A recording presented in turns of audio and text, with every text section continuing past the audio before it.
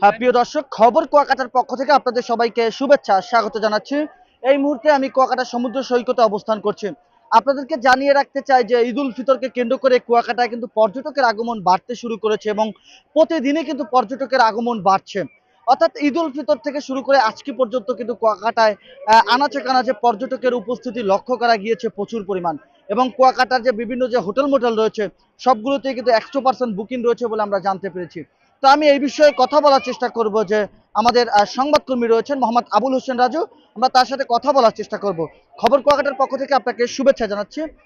কুয়াকাটায় প্রচুর পরিমাণ পর্যটকের আগমন ঘটেছে। আসলে এই বিষয়টা আপনি কি দেখেছেন সরজমিনে সংবাদ সংগ্রহ করতে এসে? ধন্যবাদ। আমরা এবছর পর্যটকদের অনেক বড় একটা বন্ধ আছে, যে বন্ধটা এরকম বন্ধ আমি আর দেখিনি কখনোই, যে টানা একদিন 9 দিন বন্ধ। তাই সেই বন্ধেতে কুয়াকাটা সমুদ্র সৈকতে, শুধু কুয়াকাটা সমুদ্র সৈকত না, বাংলাদেশে যতগুলো পর্যটন স্পট আছে প্রতিটি পর্যটন স্পটেই পর্যটকদের আসলে ঢল নেমেছে বলে আমরা মনে করি। এবং এই ঢল নামার আগ মুহূর্তে প্রকৃতির যে ডানা মেলেছে বললে আমরা মনে করি, যে সৌন্দর্যটা, যেমন লাল কাঁকড়ার যে অবাধ বিচরণ, অতিথি পাখির যে কোলাহল, এবং প্রকৃতির যে আমাদের যে এখানকার যে সামুদ্রিক যে লতাগুলো আছে বা বিভিন্ন রকম সবুজ যে বেষ্টনী, সেই সবুজ বেষ্টনীগুলো বেড়ে গেছে। কারণ বেড়ে যাওয়ার মূল উদ্দেশ্য হলে রমজান উপলক্ষে পর্যটকের আনাগোনা খুবই কম ছিল বিভিন্ন রকম পর্যটন স্পটে। রমজান মাস শেষ হয়ে যাওয়ার সাথে সাথেই লম্বা ছুটি পেয়েছে এবং সেই উপলক্ষে পর্যটকও বেড়ে গেছে। পর্যটকরা মূলত যে সৌন্দর্যটা, কুয়াকাটার যে প্রাকৃতিক যে সৌন্দর্যটা, সেই সৌন্দর্যটা উপভোগ করতে পারছে। রাজু, আপনি সরজমিনে কাজ করছেন একেবারে ঈদ থেকেই শুরু করে পর্যটকের উপস্থিতি পর্যন্ত। আসলে আপনি কি লক্ষ্য করেছেন এখন পর্যন্ত যে পর্যটকরা সমুদ্র সৈকতটাকে কিভাবে দখলে নিয়ে আনন্দ করছে? আমরা প্রতিটি পর্যটন স্পটেই ভিজিট করে দেখতে পেরেছি যে প্রতিটা পর্যটন স্পটেই পর্যটকের আনাগোনা অনেক বেড়ে গেছে। যেমন কুয়াকাটা লেম্বুর বন থেকে শুরু করে পাত্রাবন, সূর্য উদয় সূর্য অস্ত যে পয়েন্টগুলো আছে, গঙ্গামতি কাউরচর, এবং আপনার যে বৌদ্ধবিহার মিছিপাড়া, প্রতিটা এবং রাখাইনদের যে তাঁতপল্লী, প্রতিটি পর্যটন স্পটই পর্যটকদের আনাগোনা বেড়ে গেছে। কারণ পর্যটকদের মুখরিত হয়ে উঠছে প্রতিটি পর্যটন স্পট। আমরা সেই ধরনের রিপোর্টগুলোই করছি এবং প্রতিটি পর্যটকরাই কুয়াকাটা এসে এবং তারা খুব রিল্যাক্সে ভ্রমণ করতে পারছে। কারণ তাদের একটাই আশা, যে তারা কম টাকায় এবং কম খরচে কুয়াকাটায় ভ্রমণ করতে পারছে, নিরাপদ এবং আরামদায়ক ভ্রমণ করতে পারছে কুয়াকাটায়। কিন্তু আমরা একটা জিনিস পর্যটকদের, আমরা যারা সংবাদকর্মী আছি বা যারা পরিবেশ নিয়েও কাজ করি, আমরা একটা জিনিস মেসেজ দিতে চাই, যে প্লাস্টিক বজ্র যে আছে এগুলো আসলে আমরা যারা আছি, যারা ভিজিট করেন বিভিন্ন রকম পর্যটন স্পটে, এইসব জায়গা থেকে দূরে থাকবেন এবং প্লাস্টিক বর্জ্য নির্ধারিত স্থানে ফেলবেন। রাজু, আমি আপনার কাছে একটু জানতে চাই, স্পষ্টভাবে দর্শকদের জানানোর চেষ্টা করছি। সেটি হলো পর্যটকরা অভিযোগ দিচ্ছে যে বিভিন্ন যে ছোট ছোট যে গাড়িগুলো রয়েছে, অর্থাৎ যে পরিবহন যে বিভিন্ন স্পটে নেওয়া যায়, আর সেখানে তারা নাকি অনেকটা টাকা নিচ্ছে, মানে অতিরিক্ত ভাড়া নিচ্ছে। এ বিষয়ে আপনি সংবাদকর্মী হিসেবে কি বলছেন, বা এ বিষয়ে আইন শৃঙ্খলা বাহিনী কোনো পদক্ষেপ নিবে কিনা আপনি কি জানেন?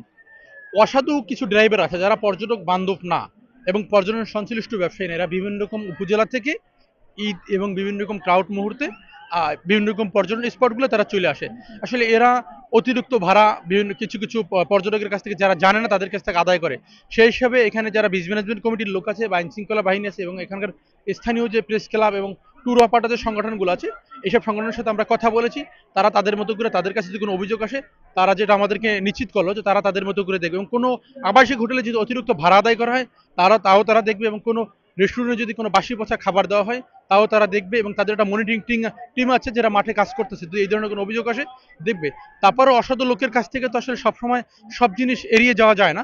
তারা তাদের মতো করে চেষ্টা চালাচ্ছে, আমরাও আমাদের মতো করে দেখতেছি অসাধু লোকের কাছ থেকে কিভাবে এদেরকে মুক্ত করা যায়, অসাধু লোক যাদেরকে এই পর্যটন স্পট থেকে নিঃস্ব করে দেওয়া যায়।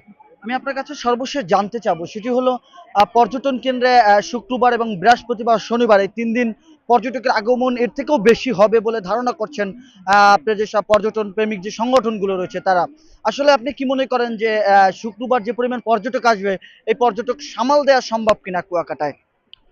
আসলে পর্যটনের ভাষায় আমরা যেভাবে মানে রিপোর্টগুলো করি বা এই রিপোর্ট অনুযায়ী পর্যটকের ভাষায় কুয়াকাটায় যে আবাসিক হোটেলগুলো আছে, এইসব আবাসিক হোটেলগুলো আসলে ওরকম জায়গা দেওয়ার মতো জায়গা না। কিন্তু আপনার ফ্যামিলি যে বাসাগুলো আছে, সেই ফ্যামিলি বাসাগুলোয় পর্যটক থাকার মতো স্বাচ্ছন্দ্যভাবে পরিবেশে এখানে অনেকগুলো ফ্যামিলি বাসা আছে, যেসব বাসাগুলো পর্যটক থাকতে পারবে। এবং এখানে যে রাখাইন যে যে বাসাগুলো আছে, এইসব বাসাগুলো পর্যটক রাখার মতো এবং নিরাপত্তে থাকার মতো পর্যটকদের সুব্যবস্থা রয়েছে, যাতে পর্যটকরা এখানে এসে বা আমাদের এই কলাপাড়া উপজেলার আশেপাশে যে আবাসিক হোটেলগুলো আছে, প্রতিটি আবাসিক হোটেলে পর্যটক থাকার মতো সুব্যবস্থা রয়েছে, যাতে পর্যটকরা এসে এখানে খুব একদম নিরাপদ স্থানে ভিজিট করে যেতে পারে। কিন্তু পর্যটক স্পটগুলো শুক্রবার এবং বৃহস্পতিবার আমরা দুইটা সেক্টরে পর্যটকটা ভাগ করা হয়। একটা হলে গিয়া পর্যটক আর একটা দর্শনার্থী। পর্যটক হলে গিয়ে যারা এখানে এসে নাইট হোল্ড করে এখানে থাকে তাদেরকে, আর যারা আমাদের 70-80 কিলোমিটার দূরে বেঁধে আছে আর আসলে এরা হলো দর্শনার্থী।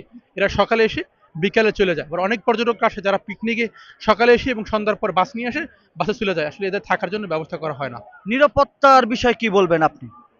নিরাপত্তা আমি মনে করি এখানে যে টুরিস্ট পুলিশ আছে এবং আইন শৃঙ্খলা বাহিনী আছে এবং বিজ ম্যানেজমেন্ট কমিটি আছে, এদের আরও বেশি জোরদার হওয়া উচিত। কারণ এখানে স্থানীয় বা এখানে পর্যটন সংশ্লিষ্ট যারা ব্যবসায়ী আছে তারা যেভাবে ভূমিকা নিচ্ছে এই পর্যটকের প্রতি, এদের দেখা দেখি হইলেও এদের আরও বেশি আহ, নিরাপত্তা জোরদার করা উচিত। কারণ যাতে পর্যটকরা এসে কুয়াকাটায় কেউ অনিরাপদে না ভুক্ত হয়। এবং এখানে দুই পাশে যে দুইটা স্পট আছে, সন্ধ্যার পরে একটা ভুতুরি অবস্থা, এদের আরও বেশি আলোকসজ্জার ব্যবস্থা করা উচিত বলে আমি মনে করি। ধন্যবাদ রাজু। আমাদের সাথে যুক্ত ছিল মোহাম্মদ আবুল হোসেন রাজু। আমি আপনাদেরকে জানানোর চেষ্টা করছি এবং আমি দেখানোর চেষ্টা করছি যে কুয়াকাটা সমুদ্র সৈকতের পাড়ে কিন্তু দেখছেন যে লক্ষ লক্ষ পর্যটকের আগমন কিন্তু এখানে ঘটছে এবং সবাই কিন্তু সমুদ্র সৈকতের পাড়ে আনন্দ উল্লাসে মেতে উঠছে এবং এখন বর্তমানে জোয়ার চলমান রয়েছে এবং জোয়ারের যে ছোট ছোট ঢেউয়ের সাথে তারা উল্লাসে মুখরিত হয়ে উঠেছে। আমি এ বিষয়ে পর্যটকদের সাথে কথা বলেছি, যেমনটা আবুল হোসেন রাজু আমাদেরকে জানানোর চেষ্টা করছিলেন যে পর্যটকরা অনেকটা আনন্দ উল্লাসে এখানে মুখরিত হয়েছেন এবং যে যার মতো করে সমুদ্র সৈকতের ঢেউয়ে নোনা জল গায়ে লাগিয়ে তিনি আনন্দ উল্লাসে মেতে উঠেছেন। এছাড়াও যে বিভিন্ন দর্শনীয় স্থান রয়েছে যেমন লেবুর বন, ফাত্তার বন, তিন নদীর মোহনা, কুয়াকাটার কুয়া এবং এছাড়াও যে ঝাউবান রয়েছে, মির্সিপাড়া রয়েছে, এগুলোতে পর্যটকদেরও একটি উপস্থিতি রয়েছে যা চোখে পড়ার মতো। তবে তিনি কিন্তু একটু বলেছেন যে আইন শৃঙ্খলা বাহিনী যাতে আরো তৎপর হয়, যাতে আইন শৃঙ্খলা বাহিনী আরো কঠোর নজরদারি টানে এবং কুয়াকাটায় বিভিন্ন যে জায়গা রয়েছে যেখানে একটু অন্ধকার থাকে রাত্রিবেলা, সেখানে যেন আলোকসজ্জা করানো হয়। অর্থাৎ সব মিলিয়ে কিন্তু এক কথায় বলার চেষ্টা করেছেন যে পর্যটকদের আগমন দিন দিন বাড়তে শুরু করছে এবং কুয়াকাটা যে বিভিন্ন ক্ষুদ্র ব্যবসায়ী রয়েছেন যারা পুরো এক মাস জুড়ে, রমজানে এক মাস জুড়ে পর্যটক শূন্য ছিল, তারা এই ঈদুল ফিতরের ছুটিতে কেন্দ্র করে যাতে লোকসান কাটিয়ে উঠবে বলে তিনি আশা করছেন এবং একেবারে পর্যটকের উল্লাসে মুখরিত হয়ে রয়েছেন কুয়াকাটা এবং আইন শৃঙ্খলা বাহিনীও তৎপর রয়েছেন, সেটাও কিন্তু তিনি বলার চেষ্টা করেছেন।